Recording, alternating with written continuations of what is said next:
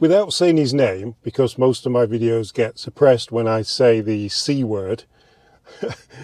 No, I don't mean that word, but it would get suppressed if I said that word as well. Yeah, without saying his name, the next Prime Minister of Canada wants to get rid of the consumer carbon tax and put in a, well, not put in, but keep a tax on the, well, carbon tax on the manufacturing side. Instead of a consumer carbon tax, he wants to push towards an industrial carbon tax, which would affect steel and any other exports and stuff that we use in Canada to make things, which would obviously get passed down to the people who buy the stuff. Let's listen to Andrew Scheer and what he has to say on the matter of the carbon tax on the industrial side instead of the consumer side.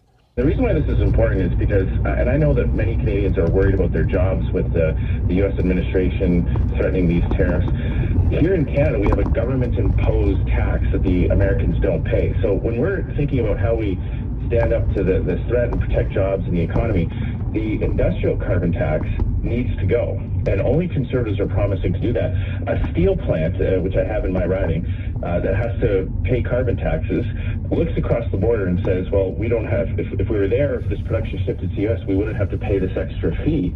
So for steel workers, for auto workers, for anybody in the manufacturing sector, they know that their jobs are threatened with the industrial carbon tax. And Mark Carney said yesterday that he's going to keep it, and it's going to keep going up under his government. He's actually been on record as saying that to be competitive in the steel and in the industrial market, Canada needs an industrial carbon tax.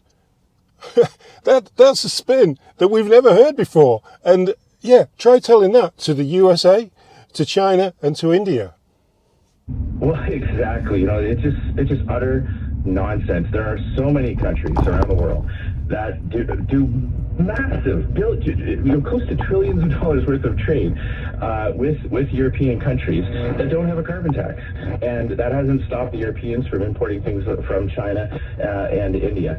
Also, why would we want to make ourselves preemptively uncompetitive? Why would we want to put burdens on ourselves if European countries are going to, suddenly start looking at imports in a different way? Well, let them figure that out, but we should look at our own economy and say, how can we make ourselves the most competitive, give our workers the best advantages so that our Canadian companies can bid on projects and manufacture goods that the world will buy.